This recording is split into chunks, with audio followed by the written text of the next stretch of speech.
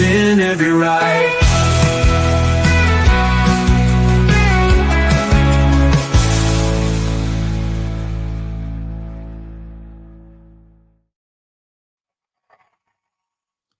And good evening and welcome to Munson and the Geeza. Oh, is it hot over there or is it cold?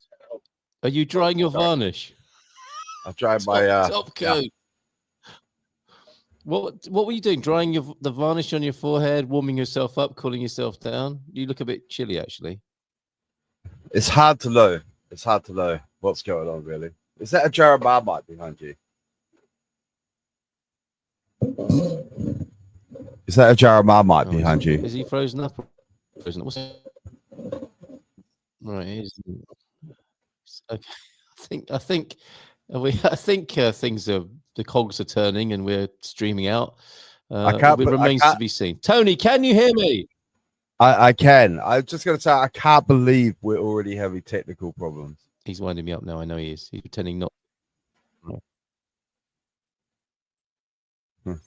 Hello, Jackie. Well, how you doing? What I neglected to do was restart the computer. My missus has been sat in here in this production studio editing videos.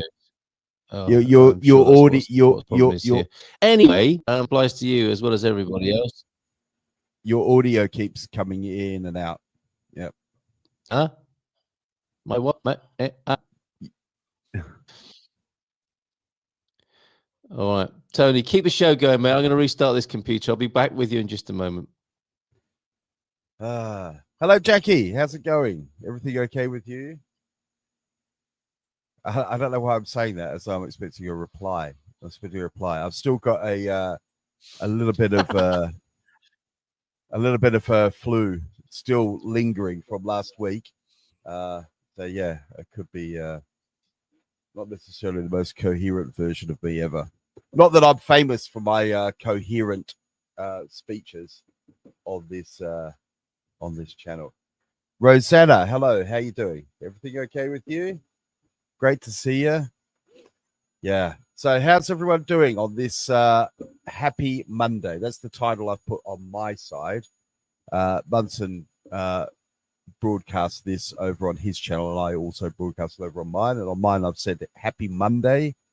When I was teaching little kids over in Hong Kong, I always used to make a point of greeting the children on Monday mornings, and saying, happy Monday, everybody. Yay, hooray. I'm so happy it's Monday. And we used to sing the Monday song.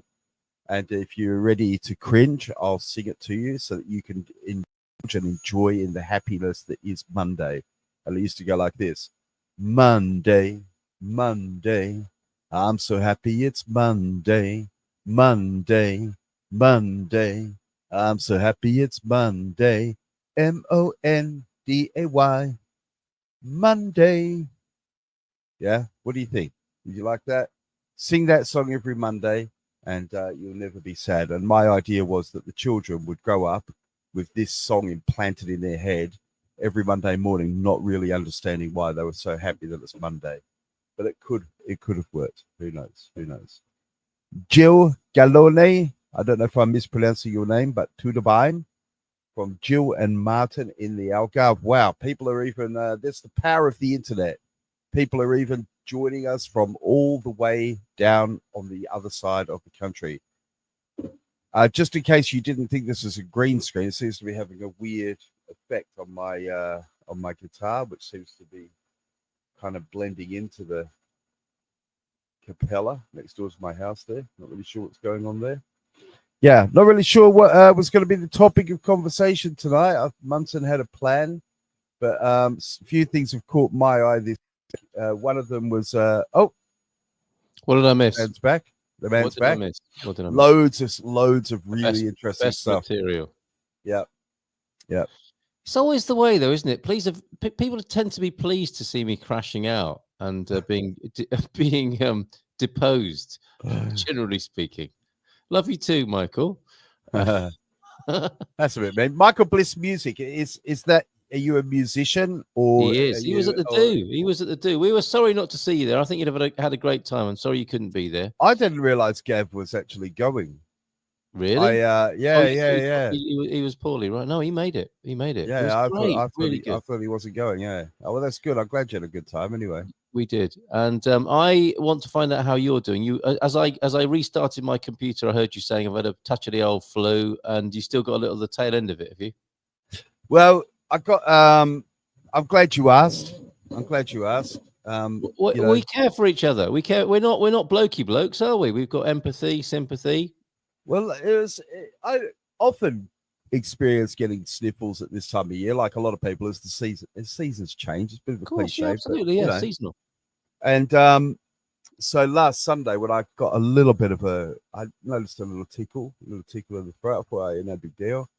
Although my son Matthew had been pretty sick the week before, but needed to have a week off school. Yeah, of course. Yeah.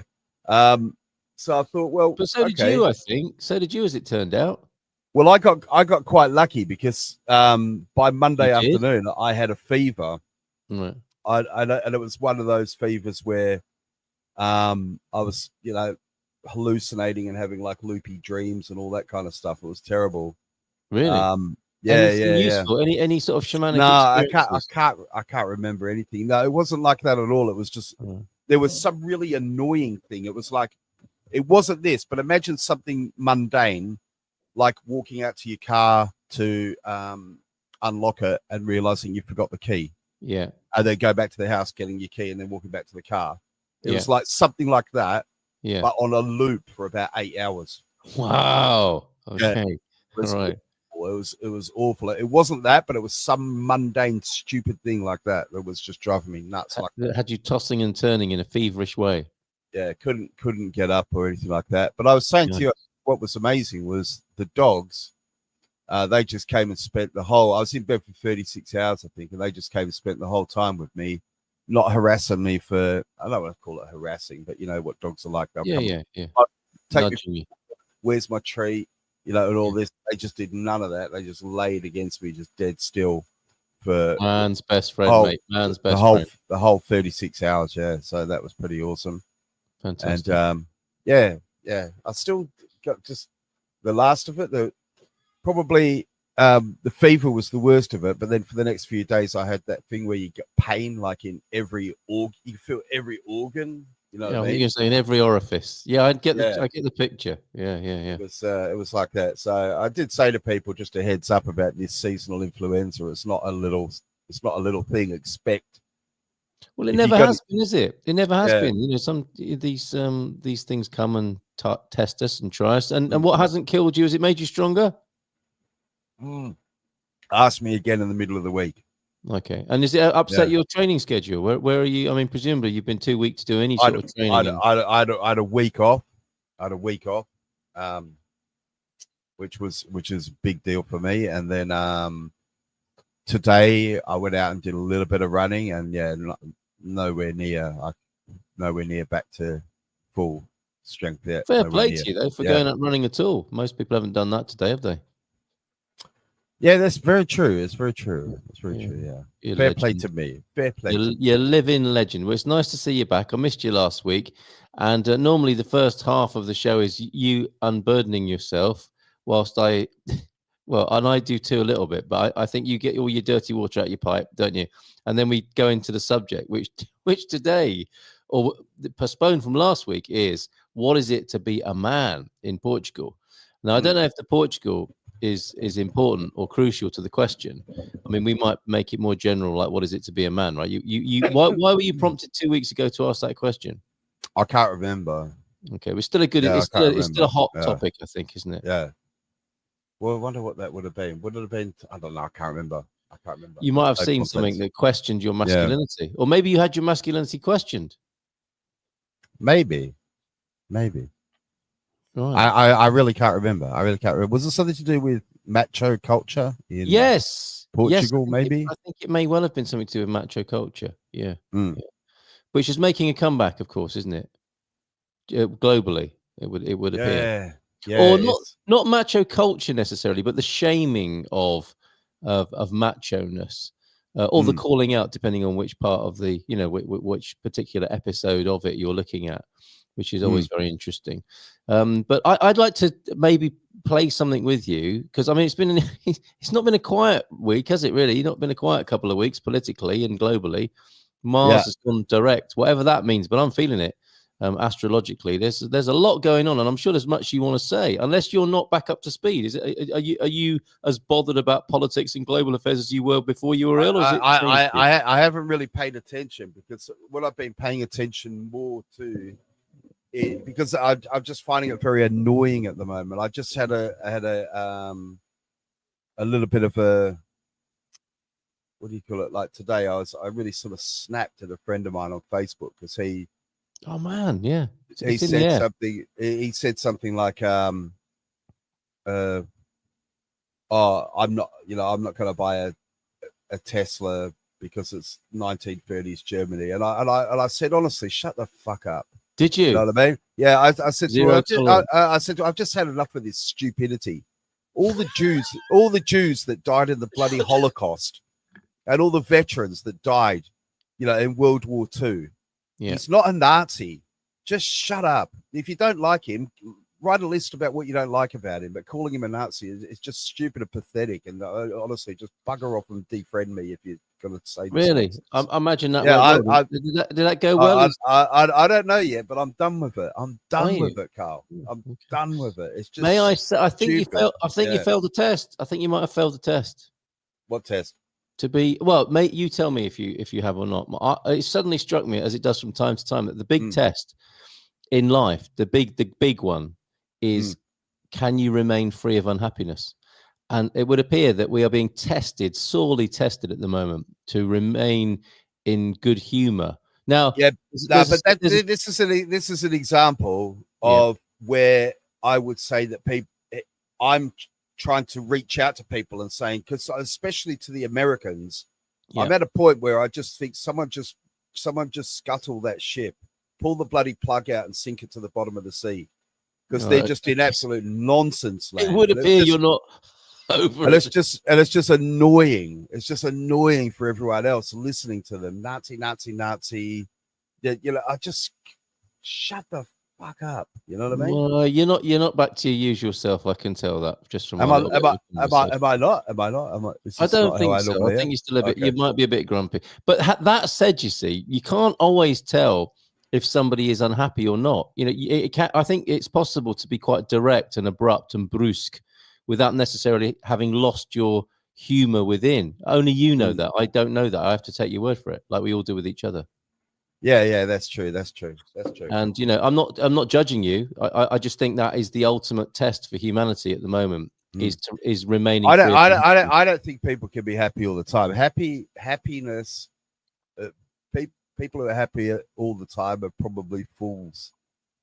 But did you notice I very carefully said being free of unhappiness? I didn't say being happy, because that's where the semantics and trouble begins, isn't it? I'm not talking about being a grinning idiot through all adversity. Well, then what do you mean by unhappy? Do you mean depressed, clinically depressed? Because these are also words, I think, that get thrown around a lot. No question. That's the problem with words. That is the problem with words. A bit like Nazi, really, isn't it? Well, a bit like Nazi, but I'm standing up against that now, because I've had enough. Yeah, I think these words like Nazi and right wing and all the rest of it. You know what's going to happen if you go on like this. Someone's going to call you an anti-Nazi, aren't they? I don't know, but I'm with I can't remember who said it. It was Douglas Murray, I think. Not someone I necessarily agree with on everything he says, but he says now. Preface the quote. He says now anyone calls him a Nazi or a right wing, he calls them a paedophile. Well, that's really clever and constructive. I thought he was made of better stuff than that. Yeah, I agree with him though. I've had enough. They've just gone too far. They've gone too far, Carl. They have, haven't they? And what we'll do is we'll meet name calling with name calling, and that will teach him a lesson, won't it? Yeah, it'll just be. I imagine he got a few likes and. Coloni, she said, "Well done, you pronounced my Italian surname right." See, this is the thing that I prefer about Italian. Why I prefer Italian to Portuguese, the language. Cool. Because Portuguese, it's like continente. Oh no, not continente, continente. Pingo doce. Why have paniche? You know what I mean? Italian sounds better, right? What do you think? I gotta get in trouble again, aren't I? Well, you're never out of trouble as far as I'm concerned these days. I mean, whatever gave you that crazy idea that you'd ever be out of trouble? I mean, you know, there's a lot of people taking a bite at your cherry, if as it were, and I imagine it's not very comfortable. If you're moaning, I wanted to speak about something that happened last week, a story which I thought. Well, no, not yet. We're only quarter past. No, but this is a kind of a nice story, okay? Okay, but really? I wanted people to maybe have a think, okay, and see if you could think of what I saw. Anyway, this is what happened. I was incontinent. Yeah. But which aisle? There was a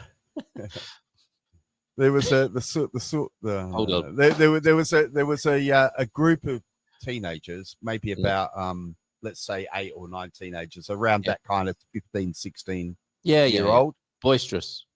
Yep. And just to give you the full of life. Yep, full of life. Bastards. No, full of life. And they were like enough to bring out the inner curmudgeon in anybody. Yeah. And just to give you the picture, they were all dressed similarly in that kind of what I call the 2000s punk look. You know, that kind of blue baggy jeans and the black sweater or black hoodie. Yeah. You know, the kind of look, right? Just normal looking. But not smart. Yeah, not smart, but, you know, they were whatever. And anyway, 3 of them had headphones on, like Bluetooth headphones, and were looking at their phones. So they were obviously playing an online game together. Oh, nice. And they all looked very happy. Yeah. And they were being that way teenagers are, where they occupy a lot more space than is necessary. Do you know what I mean? Yeah. So there were 8 kids, but they were occupying, I don't know, seemed like about half the shopping center. You know what I mean? Half the supermarket. Yeah. So they were obviously kind of, you can see a few people rolling their eyes and looking quite annoyed. But I sort of, I don't know why. I kind of paid attention to it because I thought it was kind of interesting, because they were obviously very happy. And they didn't look like they were trying to bother anyone. You know, some teenagers try to bother people, don't they? I suppose so. A bit of sport. Yes, it could be a sport, can't it? Yeah, I understand. Yeah. But didn't you when you were younger? Oh my God. Yeah. Yeah. Right. Okay. Yeah.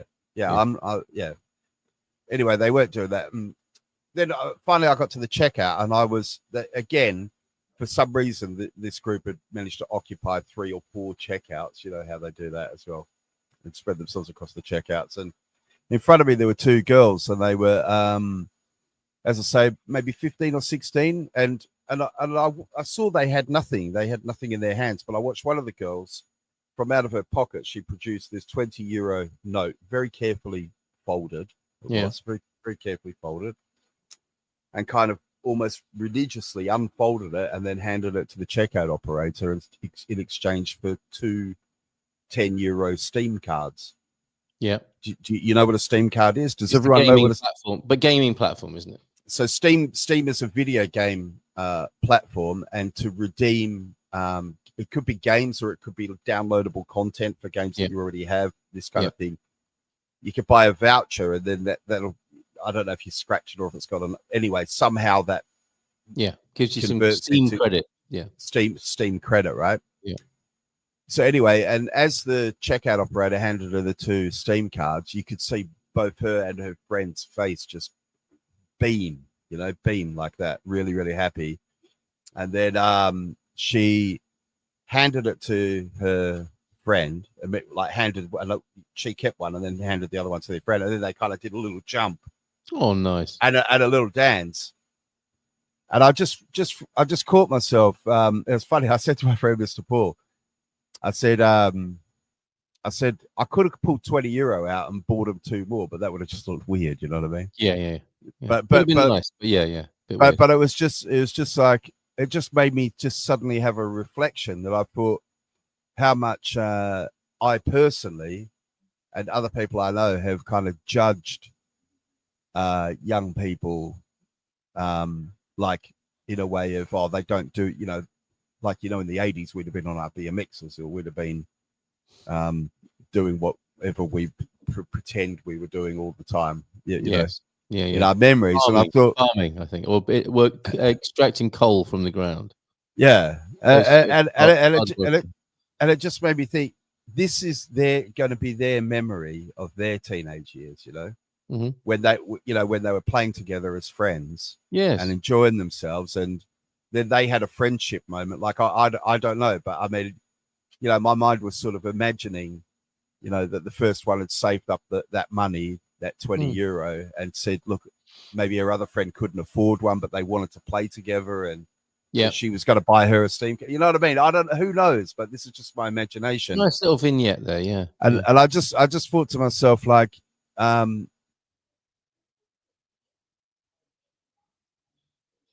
oh, has he gone inside for a moment to have an inner moment of reflection? Is it me this time, or is it Tony, I wonder? Anyway, I shall put onto the screen Jill Galone's comment. I am working every day on my Portuguese. Oh, there you go. What happened then? You froze. I think you froze at your end that time. It's not me. It's not me. How do you know? What makes you say that? I was talking, all was well here. Oh, come on. This is the figure that it was all right leaving me. It was all right leaving for me. Yeah. Anyway. What? Okay. So two things I wanted to say to people was just whenever you're getting into those conversations about what, maybe you're having negative conversation about what teenagers are doing now, let's say. Why though? Who's doing that? What I hear lots of people doing this. Oh, well, they just need to cheer up, don't they? I mean, that's the problem. The teenagers aren't the problem. It's old giffers who make up problems to moan about. That's the problem.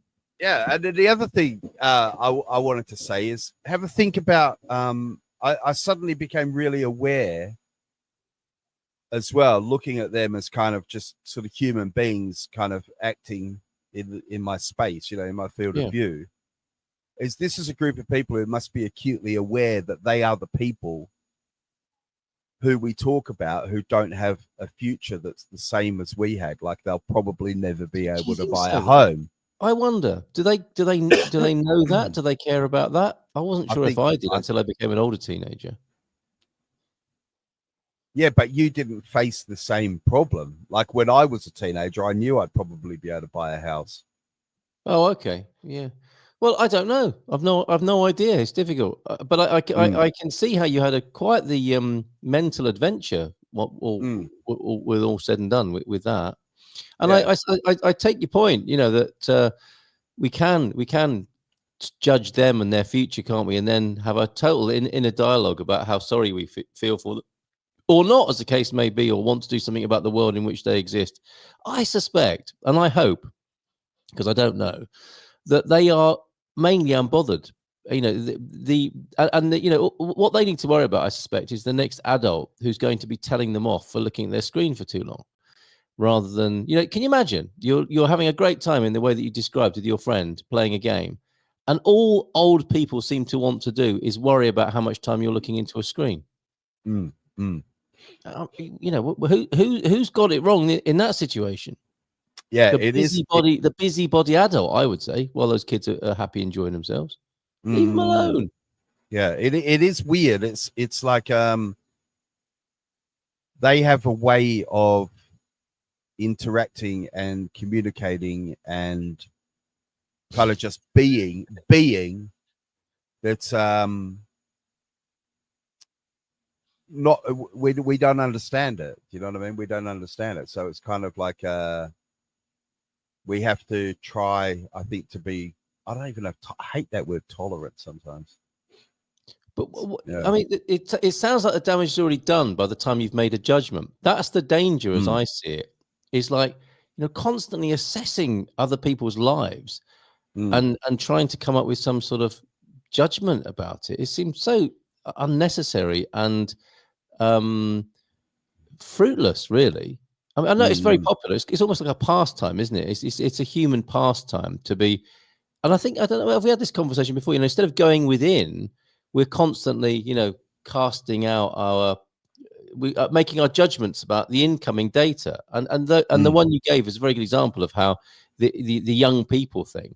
And we've got the other end of the spectrum here from Bob. I was being a little judgmental at the grocery store today, I guess. It seemed every aisle was full of old people. I realized they were probably thinking the same about me.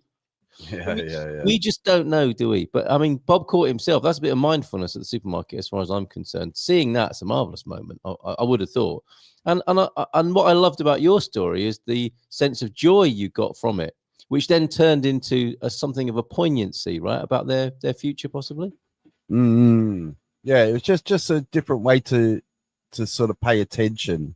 When you see young people, don't be so quick to, and maybe I'm just speaking for myself. Don't be so quick to think, oh God, whatever happened to, riding BMXs or, I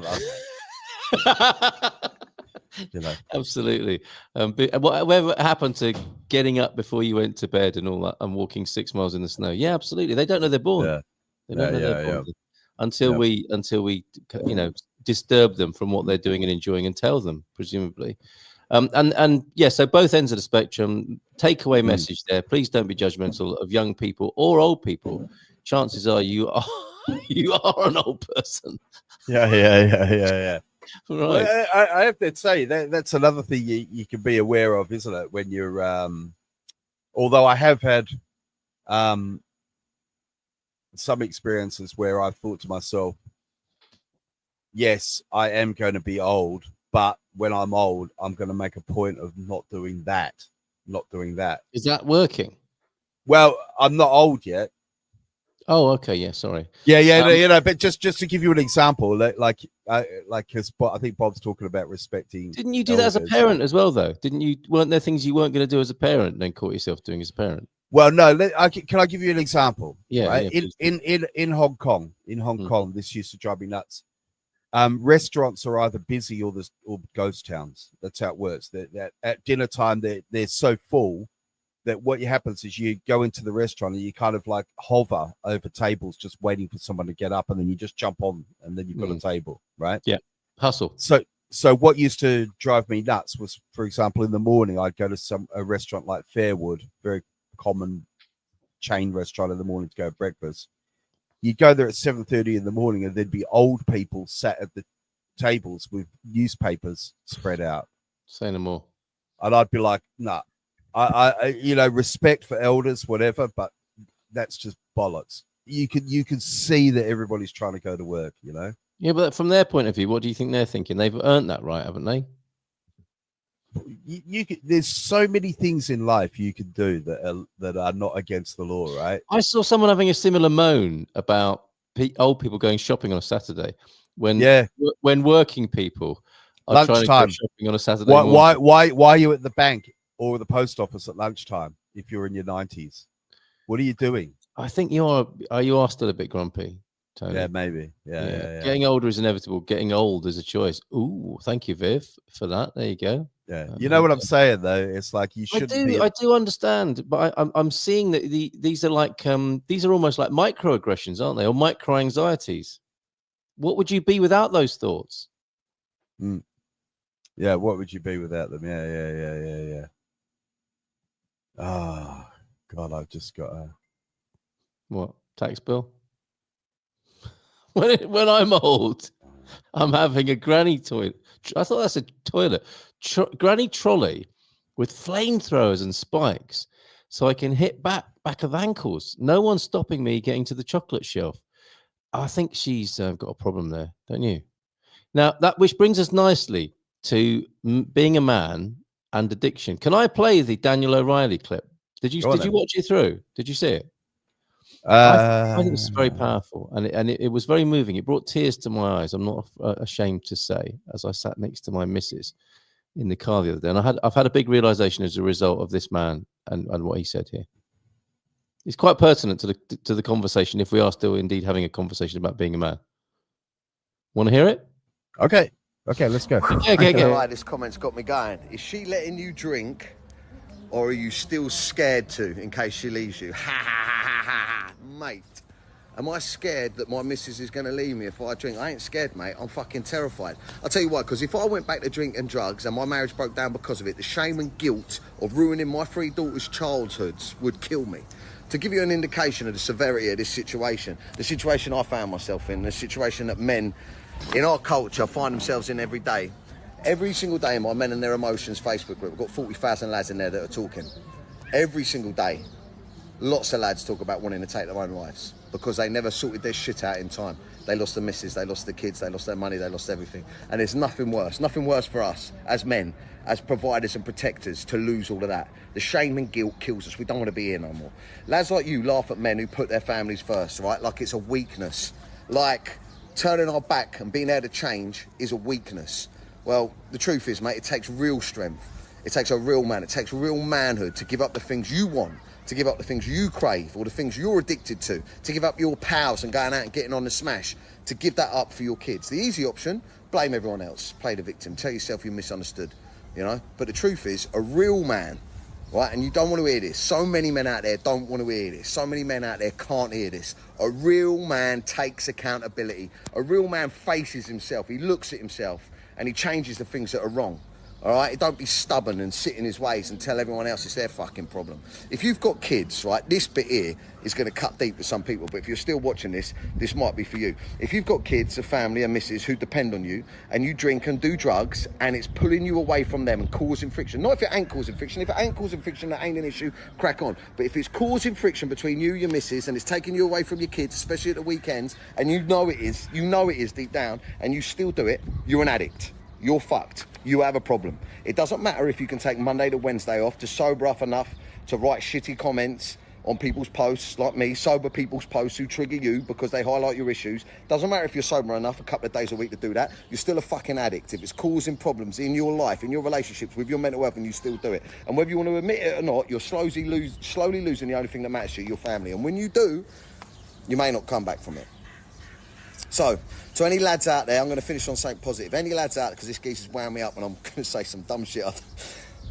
To any lads out there that are trying to do the right thing, trying to be the best version of themselves for their kids and their families, I respect you. I'm proud of you. All right, it's so hard. And I will always share my experiences so you don't feel alone, regardless of how much shit I get for it.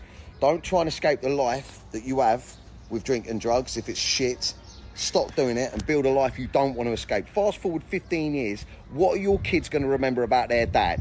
That's what I ask myself every time the temptation tries to pull me back in, which it does every couple of days. And lads, be aware. You will trigger people like this lad who aren't willing to change. People are too stubborn to take responsibility for their destruction of their own lives. Leave them behind. All right, there's a lot of lads that are going to be wrapped around you that ain't going to want you to change. They were never your friends. They were drinking buddies, sesh ed buddies. The best thing you can do for them, people that are still struggling, if you can't help them, is show them how happy your family have become. And you never know. You may inspire other people, like I think I might have.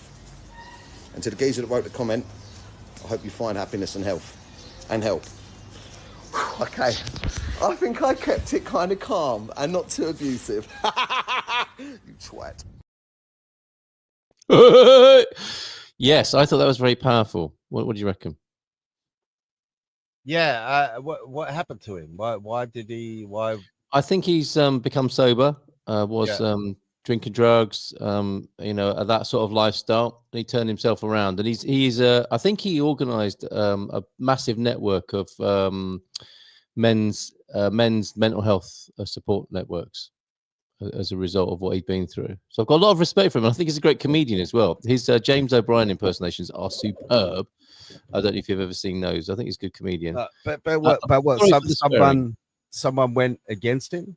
Or? No, someone was just winding him up and saying, your missus isn't going to let you out drinking. Just a bit of banter. Well, not a bit of nastiness, really, as he's put it there, as he's understood it and took it apart. It really upset him, I think, and I thought that was a very good example of using being triggered and turning it into something useful.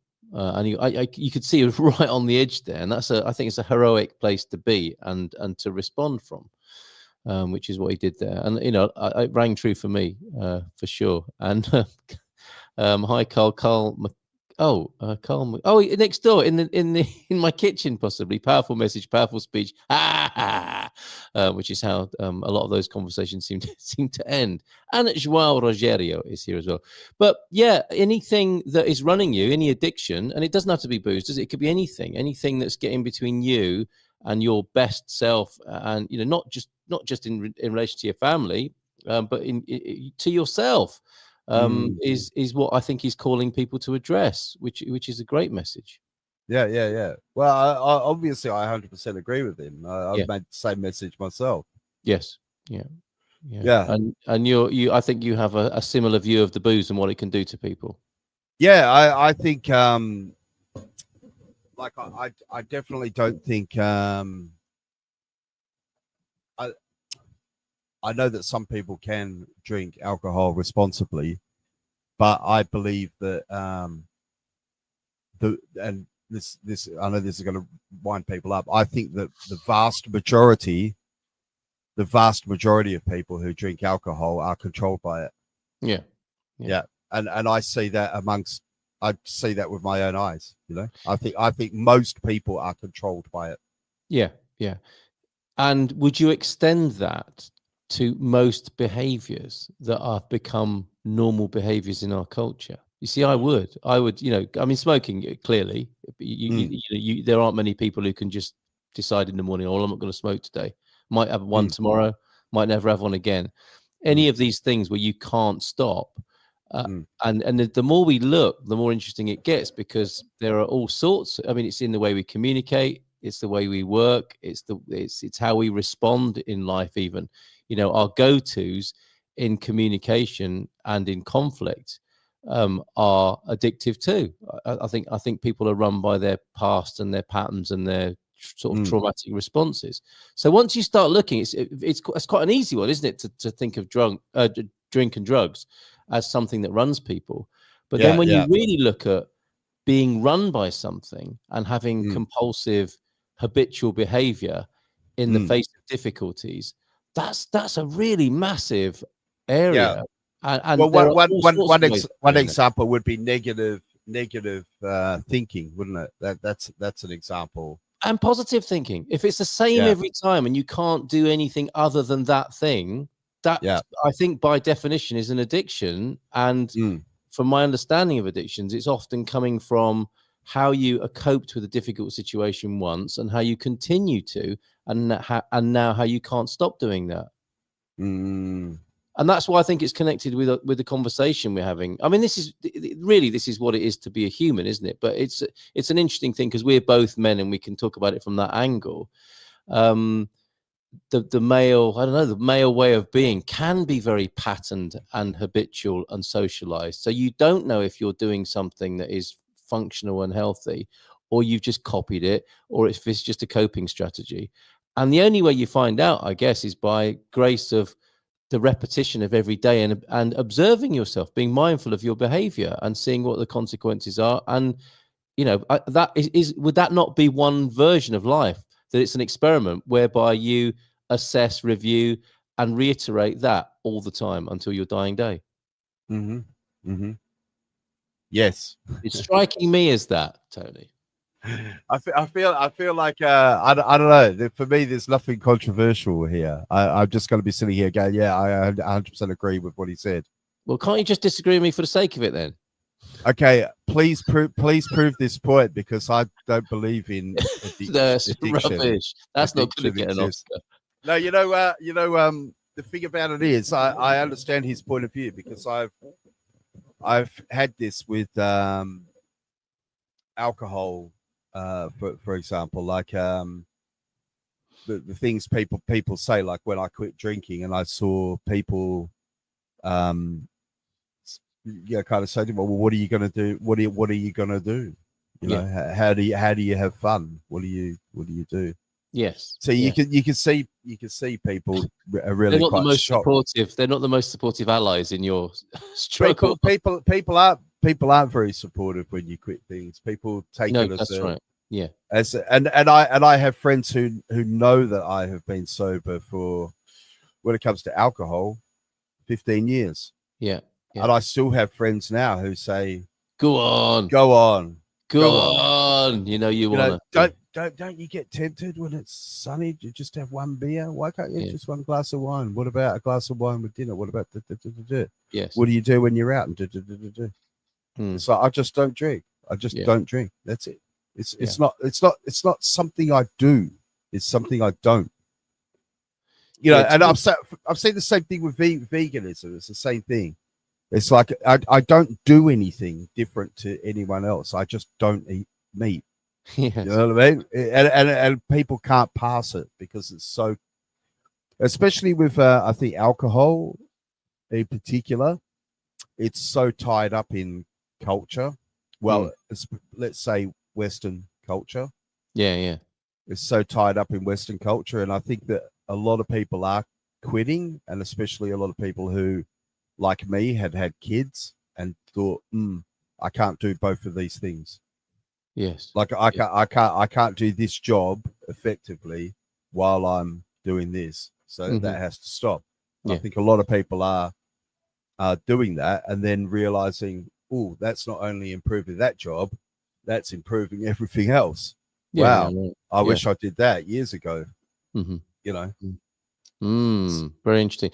Do you, in the continuing with the idea that this is a continuous evolution and iteration, what really struck me about that was that I realized that I what it is for me is how I manage my money, and it's been an ongoing challenge all my life, and because it doesn't seem as serious as drinking or other or drugs for that matter, I've lessened the impact, but it really hit me. I mean, how I've got a very, and I always have had a very dysfunctional relationship with money and how I manage it, and just hearing what he had to say and seeing the impact that's had on my family life, I really wanted to do something about it. So I've got quite inspired by that, and it's sort of taken me to the edge of a new possibility of dealing with something that I now see as having an addictive and dysfunctional response in my life around it,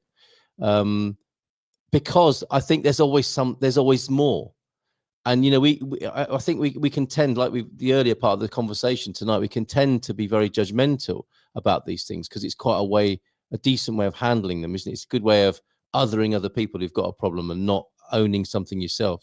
But then when you start judging yourself about something, that's when the real fun and fireworks start, I think. And then there's a sort of, the personal fog of war, and you can't see what might be an addiction, or because you've just got it down as something you've always done, which is how I've got my relationship with money. And it just that, seeing what he said there, I was really moved, and I just thought to myself, whoa, it's not booze, because I do drink. And a couple of years ago, I gave up drinking for a year, and and with smoking, and when I was a smoker, I just thought I'm going to stop today, and I did, and I felt quite sort of proud and actually quite patronizing and condescending about it, because it's not a problem for me. And that's how we can view other people's addictions, isn't it? It's like, well, I don't have that problem, they must be weak in some way. Whereas when you see what's difficult when I saw what was difficult for me and have owned it as an addiction, I have a completely new well, it's a mixture. I've got a new sort of access on it, a new angle on it, and a renewed energy to do something about it. I honestly, it's so new and fresh to me, and that's why I wanted to share the videos. I don't really know what to do about it, but I have begun to acknowledge it and want to do something about it. And that's that's why I wanted to share that, because I thought it was so powerful. Yeah, but I mean, like, so for example, hasn't the fact that you I don't know, did you see I made a video about this? I've actually made a couple of videos about this topic. About addiction or money? Addiction, but it applies to anything. Yes, that's right. Of course it does. Yes, yeah. Right. And what I spoke about was how it's a real funny thing that happened. I when I was young, I read quite a lot of those kind of pop psychology books, just out of curiosity, really. So I read books like Negaholics. Is that negative people? Yeah, You can't give up having a negative view. yeah, is your feeling of negativity holding back? Are you addicted to negative behavior and all this sort of stuff? And then I read all those other ones like Rich Dad, Poor Dad. There's a whole bunch of them, and I read them all because I just found them fascinating. And but some of them have got true things in them, and and they kind of. It's interesting you say that. I mean, were you thinking they were all hype and scam then, and they didn't? Well, that's why I read them, because they were presented like that to me. So I thought, I kind of read them from a contrarian position. Okay, yeah. So I wanted to read it to see what that was. So I read Rich Dad, Poor Dad, and some of those messages I did keep going, and I do use them today. For example, in business, if I'm going to make a business purchase, I ask myself, how is that going to make me money? How long until it's going to pay for itself? And if I can't answer both of those questions, I don't buy it. Yeah. Just for example, that's one of the things that stuck with me from Rich Dad, Poor Dad, right? Yeah, yeah. And it's not every book that gives you a nugget, is it? Yeah, and it is a nugget. I mean, lots of the stuff in there didn't seem that interesting to me, but still, who knows? People get, I mean, the Bible's like that, right? You get your nuggets, don't you? But fast forward, and I read. I wanted to quit smoking, and I got that book. The guy who he extended his franchise to other subjects, didn't he? He's the one that Louisa Alan Carr. Alan Carr, that's the man. And I always have to give this disclaimer, because at that time, unbeknownst to me, he, this second degree of separation thing. My girlfriend at the time's mum's best friend was employed by Derek Carr, who's Alan Carr's brother. Oh man. Yeah. So I ended up actually meeting Alan Carr, but because I always go on about, the thing is, people always hear me going on about how good Alan Carr's books are, and every now and again I'll be in company that remembers that I probably know him, and they'll say, "Oh, you just said it." I'll go, "Yeah, I read the book before I met him." But you're not a groupie. I'm not a groupie. Yeah, I'm not a groupie, and I'm really not. Let me put it this way: I'm really not a groupie.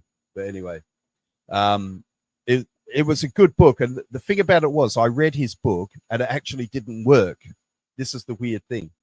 It didn't work at first, but this is the weird thing about it. About 2 years after that, I wanted to quit, and I remembered everything from the book, and then I applied it properly in my brain, and I quit cigarettes. Does he not straight say away. That in his book though? Because books don't work. It's you that works, isn't it? This is the weird thing as well. He says don't quit till the end, but I took it a bit further. I didn't quit for about another 2 years. But that was the thing. I went and I tried lots of different things to quit. I was one of those people. I really wanted to quit. I tried hypnosis. I tried patches. I tried making up new words. Yeah. Gum, cutting down, milds, menthol, all the things. As right? in, you didn't really want to give up. Well, they say that. I think I really did. I really do think I really did. I think I struggled to quit. But then what helped me was that knowledge in the book. I remember applying it, and it worked like straight away. Yes, and it works for other things, doesn't it? It is. Well, it is the psychology of taking action on something, isn't it? Which in that particular book is smoking, but it's transferable, isn't it? Well, I transferred it when I decided to quit alcohol. Yeah. I transferred it to alcohol. Done that as well. Yeah. And then I realized that I could transfer it to anything. Yes. Yeah. So I and then also I realized that I could transfer it positively. Mm. You know what I mean? Meaning what? No, I don't know what you mean. What does that mean? What, without suffering? Okay. I'm going to get up at 5 a.m. every morning. Yeah. So something that I'm going to do. Reprogramming yourself. Yeah. The reprogramming. Yeah. The reprogramming. Yeah. And also, it gets easier. Whenever you go on to the next thing, it gets easier. Yeah. Yes, that's right. Because you're mastering the process of reprogramming. Yeah. And the good thing about it is it really does get easier, Carl. Yes. Yeah. And now I'm really good at it. I'm good at reprogramming my brain. Yes. And my brain responds to what I want. And you do. can say that, can't you, in all honesty and authenticity, because you know it's true because you've practiced it. Because I've practiced it. Yeah. We have an interesting discussion in the chat now, and let me just acknowledge Clever Girl Reading, or in Reading, maybe. I don't know if it's a clever girl in Reading or a clever girl who likes reading, who said of Daniel O'Reilly, he looks like a caveman. Didn't expect him to be so well spoken, which I thought was hilarious. But I think his message resonated with you as well, possibly there. I don't know if those hearts were for him and his message. What is it like? We might get around to answering this eventually. What's it like to be a man living in Portugal? Hi, Lee. And Lee says, "Why quit smoking?" Lee's here, who loves to smoke on screen when he's on the Good Morning Portugal show. Smoking is cool. Yeah, I agree with you in some ways. You can tell a lady who's adventurous if she smokes. I quite used to fancy birds who smoked. Smoking, they don't taste so great, but they look good. Smoking is horrendous and incredibly rude, says Clever Girl Reading, who may have been triggered by your comment there, Lee. Plus, it makes you and everyone around you smell, Lee. I'm not sure if anyone's ever told you that, and if that's news to you this evening. I bought that Alan Carr book many years ago, but too scared to read it. I might never smoke a bifter again, says Jackie. That's an interesting psychology right there, isn't it? Fear of reading a book that might cause you to stop doing something. Wow. Yes. But this our discussion is not about having people stop doing things on some moral basis. It's not for me anyway. I mean, do what you want. Yeah, absolutely do what you want. And the thing about addiction anyway is usually there are some positive aspects of what you're doing, because it's better than the alternative. Yeah, it could be. It could be. Yeah, it could be. Yes. I mean, normally when you drink, it makes you feel good, right? Like, for example, I think that's the case, and we have to be careful what we say, but it's absolutely true, isn't it? The people, there's a reason why people take drugs. Yeah. And there's a reason why people want to feel good. Let's face it. There was alcoholism in my family history, so I decided not to drink when I was young. I figured it was easier to never start than to try to stop one day. Now I can totally take it or leave it, and that's a lovely place to be. I think the take it or leave it place is a great place to be. And I would, if someone said to me, "Bob, is Bob a drinker?" I just say, I don't know actually. I've not got him down as one of those on the sesh blokes. Definitely not. And you could be teetotal. I just don't know, and that's also I think quite a good sign too. Yes, it smells. It's called eau de biz, and it ain't cheap. It's probably a lot more expensive than the top brands of perfume, in fact. Do it for your finances then. Clever Girl Reading or Reading is keen to have people stop smoking.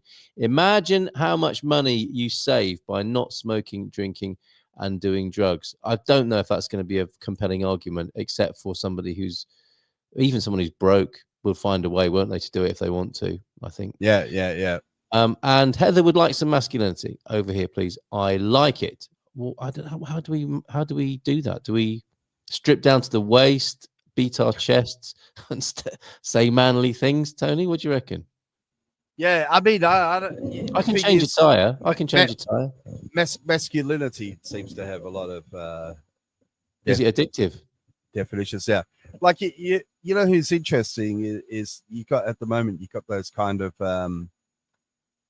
grifter types, I think, on YouTube, for example. You got Andrew Tate comes immediately to mind. Yeah, okay. And Andrew Tate, and then Jordan Peterson.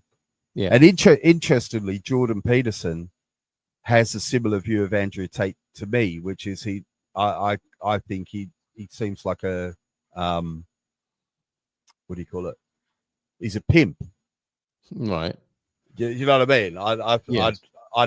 I find people like him appalling. You know what I mean? Yeah, so people like him. he's a trafficker of young girls, as far as I'm concerned. Yes. I don't understand the fascination, but some of the things he says about masculinity seem, if a little on the extreme side, to be reasonable. Yeah, well, I mean, isn't that the way of the grifter, to take a little bit of truth and to polish it up and make some good capital out of it? Yeah. But I made a video. You did? Yeah, I did last week. I think it was talking about chivalry And I was That's saying, why we're talking about masculinity. it's all coming back now. Yeah, what, the Excuse phlegm me. or your memory? Yeah, Both. both. Yeah. But I was saying how I thought it was interesting that in Portugal I've seen in the same breath old-fashioned chivalry and old-fashioned what's the opposite? Misandry. Is it no, that's Misandry, yeah. Is it not? that, No, I don't, that's a hatred of men, isn't it? that's not what I mean at It's all. opposite of That's not what I misogyny. mean. Chauvinism. I mean misogyny. No, I mean, yeah, or chauvinism or misogyny, Yes. whatever you want to call it. Yeah. So I've seen kind of like what I consider to be quite traditional chivalry. Like if you're at restaurants, I'll see the men pulling the table out or doing things like standing up when a lady stands up and all this kind of thing, right? Yes, yeah. I'm with you on that. Okay, and these are I was brought up like this, but I also think that I was a teenager at around the time when there was people starting to push back. And I made an example in my video of when I first personally came across this pushback. I'd heard a few incidents. I'd heard of people trying to give up their seat on a bus, I think, and a woman getting angry and saying, do you think that I'm not capable of standing up? Or, well, see, I did that body shake thing. You did, didn't you? You did the whole thing there. Yeah. Method acting, yeah. But and then I'd heard another one about someone holding a door open for a woman and her getting angry. And I think I've said on the show before that I think a lot of, I'm going to mansplain it to the women, right? I'm going to mansplain chivalry. Yeah. Right. Someone's got to. We're not, at least for me, and at least how I was raised, I wasn't told to hold open the door for the women because we thought that women couldn't hold open the door. Okay? Yeah. I wasn't told that I had to pull the seat out for the woman because the woman was incapable of holding. You're losing your audience. You're losing your audience here. Sigh. I wasn't told that I had to hold open the car door because I thought the woman was incapable of holding open the car door, right? That wasn't why. I was told that the reason how's the constipation going? Was I right? Different input, yeah. I was told that this is a recognition that most evil and violence perpetrated against women is done by men, and that by being chivalrous, I'm indicating to those women You're not a threat. I am not a threat. Well done. One, and number two, that if there are any threats, they can count on me to help them. Okay. And if they're attractive, you're also showing your interest. Willie also showed my Willie. Is that what you were going to say? No. My interest. Well, I hope that got shut in a revolving door, basically, or the door that you were trying to hold. Yeah. Open. So that was the point. Chivalry, in a nutshell, was not to say that I thought women are weaker, but it was to signal that I'm not a threat.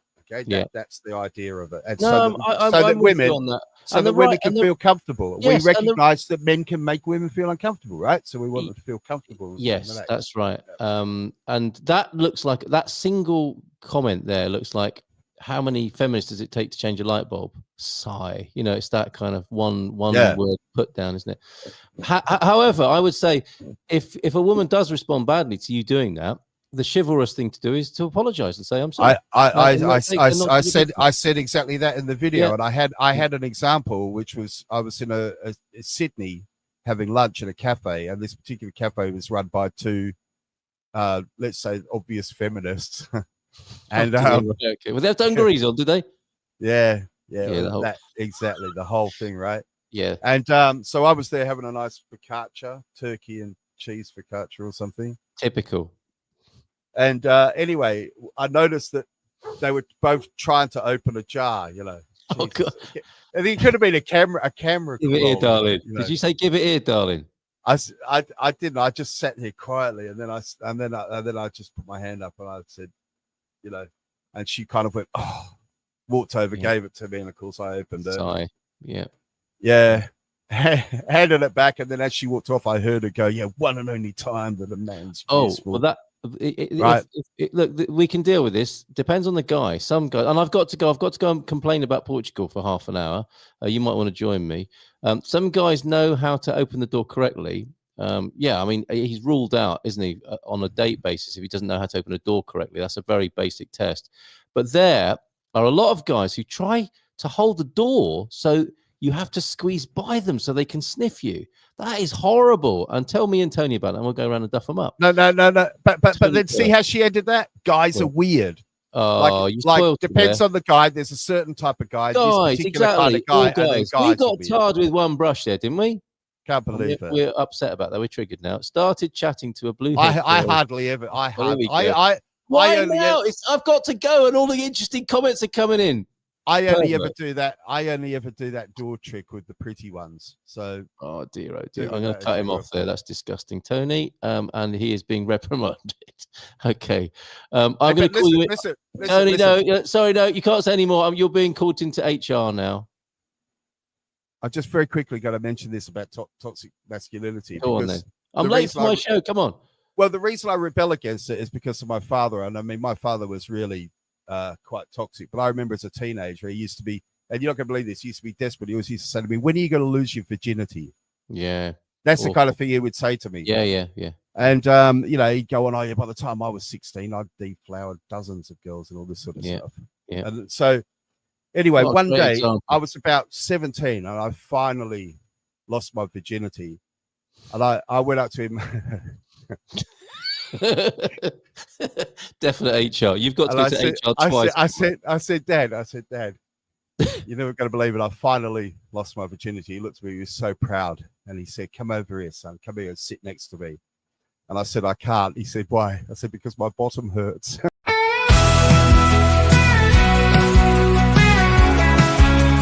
Munson and the Geeza.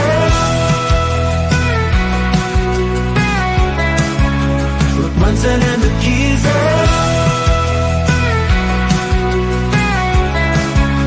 Reporting from the scene. Munson and the Geeza. News in every ride.